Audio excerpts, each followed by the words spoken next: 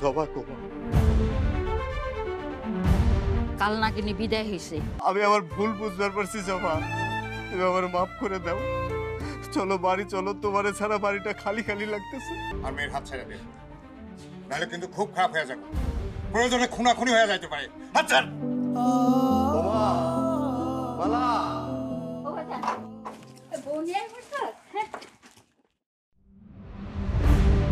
কি রে বাজান, তোর এই অবস্থা কে? জবা কোমা, কাল নাকিনি বিদায় হয়েছে। বিদায় হয়েছে মানে? বিদায় হয়েছে সে, নাকি তোমরা সবাই মিলা তারে চইলা যেতে বাধ্য করছো? খুশি হয়েছিস না ভাই? হ্যাঁ, চইলা গেছে, তরে সুখ শান্তি দিয়া সে চইলা গেছে।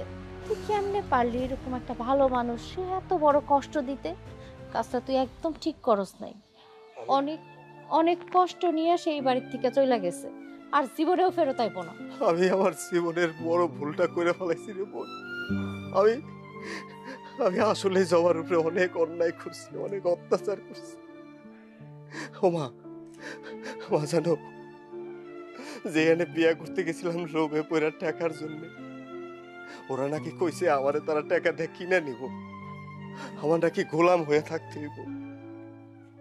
আর এইদিকে দেখো জবা, জবা দিনের পর দিন আমার একটু ভালোবাসা পাওয়ার জন্য কত কিছু করছে, কিন্তু আমি ওর ভালোবাসাটা বুঝি নাই। সে অনেক কষ্ট পাইছে, তোরে অনেক ভালোবাসতো, পাগলের মতো চাইতো যে তুই তারে একটু ভালোবাস, তার সাথে একটু ভালো ব্যবহার কর, কিন্তু তুই সারাক্ষণ তারে গালিগালাজ করতি, গায়ে হাত দিতি। এত অত্যাচার সহ্য করার পরও সে এই বাড়িতেই থাকতে চাইছে।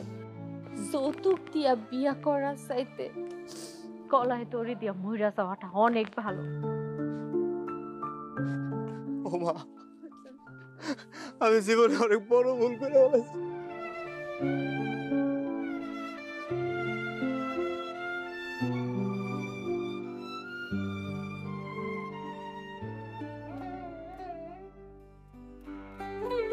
জবা,